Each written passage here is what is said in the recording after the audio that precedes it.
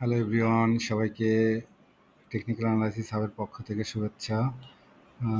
আমরা স্ক্রিনে দেখতে পাচ্ছি কেবিপিএল শেয়ারটির ডেইলি চার্ট। আমরা এই শেয়ারটি নিয়ে আজকে বিস্তারিত আলোচনা করব, কারণ শেয়ারটিতে আসলে অনেক বিনিয়োগকারী এখানে তাদের ফান্ড আটকা পড়েছে। আমরা দেখতে পাচ্ছি শেয়ারটি কিন্তু পরপর 4 দিন কিন্তু একই লেভেলে থেকে ডাউন ট্রেন্ডে আসছে। তো সেক্ষেত্রে আমরা দেখব আসলে শেয়ারটি কি হতে পারে। যেহেতু শেয়ারটিতে আমরা জানি যে বড় একটা ফান্ডের প্রবাহ এখানে হয়েছে, সেক্ষেত্রে শেয়ারটি 7 টাকা লেভেল থেকে অলমোস্ট 35 টাকায় যায়। তো সেক্ষেত্রে অনেক বড় একটা মানি ফ্লো কিন্তু এখানে হয়েছিল। সেক্ষেত্রে শেয়ারটি অলমোস্ট 1 মাসের মতো আবারও ডাউন ট্রেন্ডে রয়েছে। 1 মাস বা 1.5 মাস হয়ে যাচ্ছে প্রায়। তো সেই ক্ষেত্রে এই শেয়ারটিতে এখনও অনেকেই ইনভেস্ট করে রয়েছে। সেক্ষেত্রে আসলে আমরা দেখব যে শেয়ারটি কী হতে পারে। যদিও আমরা দেখতে পাচ্ছি শেয়ারটি এখান থেকে এই লেভেলে আপ ট্রেন্ডে ছিল, কিন্তু লাস্ট 3-4 কার্য দিবস আমরা দেখতে পাচ্ছি ডাউন ট্রেন্ডে রয়েছে। তো সেক্ষেত্রে আমরা কিছু আলোচনা করব, দেখি শেয়ারটি আসলে বর্তমান পজিশন কি। আমরা দেখতে পাচ্ছি শেয়ারটি মুভিং অ্যাভারেজের নিচে অবস্থান করছে, যদিও নিচে বলে খুবই কাছাকাছি, অর্থাৎ মুভিং অ্যাভারেজের উপরেই বলা যায় অবস্থান করছে। কিন্তু গতদিন একটা প্লাস পয়েন্ট ছিল যে শেয়ারটির কিন্তু ভলিউম খুবই কম ছিল। দেখতে পাচ্ছেন ভলিউমের নিচের যে হিস্টোগ্রাম, সেটা কিন্তু খুবই কম ছিল, অর্থাৎ লাস্ট প্রায় 10-12 দিনের মধ্যে সর্বনিম্ন ভলিউম ছিল। সেই ক্ষেত্রে আমরা জানি যে আর মাত্র 3-4টা কার্য দিবস আছে ঈদের আগে। সেক্ষেত্রে জেড ক্যাটাগরি শেয়ার বিক্রি করলে হয়তো আর ফান্ড তোলার সুযোগ হয়তো থাকবে না।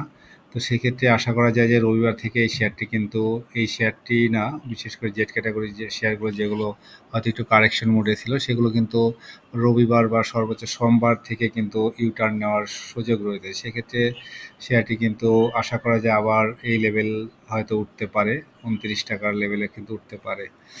তো সেক্ষেত্রে আমরা দেখব এটার উইকলি চার্ট যদি দেখি, উইকলি চার্ট অনুসারে আমরা দেখব যে এই শেয়ারটির একটা এইখান থেকে আমরা যখন এর আগে যখন শেয়ারটির বড় একটা প্রাইস মুভমেন্ট হয়েছিল, আমরা দেখতে পাচ্ছি যে এখান থেকে 6 সপ্তাহ কিন্তু ডাউন ট্রেন্ডে ছিল। আপনারা দেখতে পাচ্ছেন 6 সপ্তাহ কিছুটা আপ ডাউনের মধ্যে দিয়ে ফাইনালি কিন্তু ডাউন ট্রেন্ডে ছিল। এরপরেই কিন্তু একটা বড় প্রাইস মুভমেন্ট হয়, সেকেন্ড র্যালি হয়। সেক্ষেত্রে আমরা ঠিক একইভাবে এখানেও কিন্তু একটা সিমিলারিটিস দেখতে পাচ্ছি যে এখানেও কিন্তু 6 সপ্তাহ কিন্তু ডাউন ট্রেন্ডে রয়েছে। এখন ঈদের আগের সপ্তাহ যেহেতু আর জেড ক্যাটাগরি শেয়ার বিক্রি করে ফান্ড তোলার সুযোগ কম থাকবে, সেক্ষেত্রে কিন্তু এইখান থেকে আগামী রবিবার থেকে কিন্তু শেয়ার আপ ট্রেন্ডে যাওয়ার একটা চান্স রয়েছে। সেক্ষেত্রে এই শেয়ারটি আশা করা যায় এখান থেকে আবার আপ ট্রেন্ডে যাবে। এখন কোশ্চেন হলো এই শেয়ারটি থেকে, যে শেয়ারটির এখানে একটা আসলে ঠিক এই লেভেলের একটা গ্রিন ক্যান্ডেল দরকার। সরি, ক্যান্ডেলটা আরেকটু ভালো করে ড্র করি। এখানে ঠিক এই লেভেলের একটা গ্রিন ক্যান্ডেল এখানে দরকার হবে, অর্থাৎ ঈদের আগের সপ্তাহ কিন্তু এই লেভেলের একটা গ্রিন ক্যান্ডেল পেলে শেয়ারটি নতুন করে আপ ট্রেন্ডে যাওয়ার একটা সম্ভাবনা রয়েছে আর কি। তো সেক্ষেত্রে আমরা কিছু ইন্ডিকেটর দেখে আসবো, ইন্ডিকেটর অনুসারে শেয়ারটির আসলে পজিশন কি সেগুলো দেখব। আমরা যদি উইকলি চার্টে বোলিঙ্গার ব্যান্ডটা দেখে আসি, বোলিঙ্গার ব্যান্ড অনুসারে আমরা দেখতে পাচ্ছি যে বোলিঙ্গার ব্যান্ডের মিডিল ব্যান্ডের এখন উপরে রয়েছে আর কি। তো এখন মিডিল ব্যান্ড এবং আপার ব্যান্ডের মাঝামাঝি অবস্থান করছে। এটা ডেইলি চার্ট অনুসারে যদি দেখি, ডেইলি চার্ট অনুসারে আমরা দেখতে পাচ্ছি যে কারেকশন ফেজে কিন্তু আমরা দেখতে পাচ্ছি যে যেহেতু ভলিউম কমে আসছে, কিন্তু সেক্ষেত্রে এখানে কিন্তু বোলিঙ্গার ব্যান্ডের যে 3টা লাইন তিনটা কিন্তু খুবই ক্লোজ হয়ে আসছে, এবং এটা মিডল ব্যান্ডের বর্তমানে সাপোর্ট নিয়ে কিন্তু মিডল ব্যান্ডে অবস্থান করছে। এখন এখান থেকে আপ ট্রেন্ডে গেলে সে আপার ব্যান্ড 28 টাকা 28.5 টাকার দিকে কিন্তু যেতে পারে, অর্থাৎ রবিবারে যদি সাপোর্ট পায় তাহলে সেটা 28 টাকার দিকে যেতে পারে।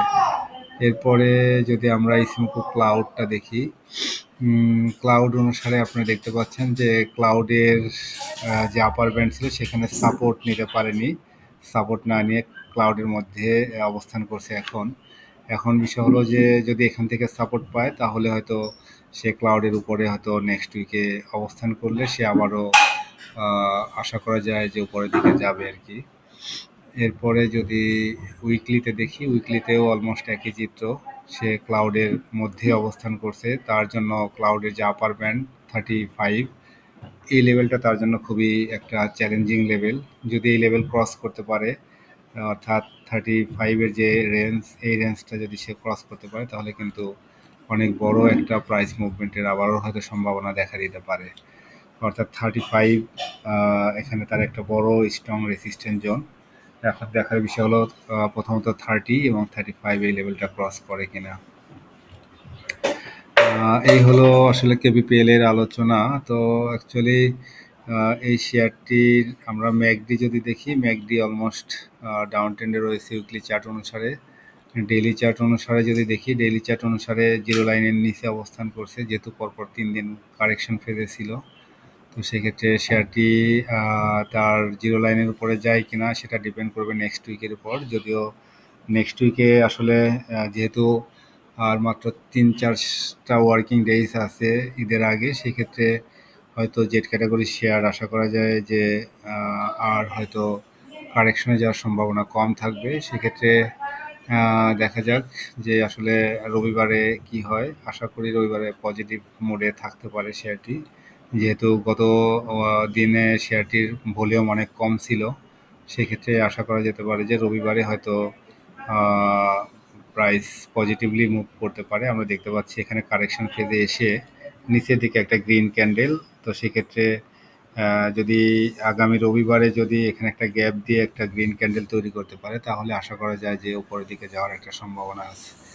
যাই হোক, এটাই এটুকুই আলোচনা ছিল।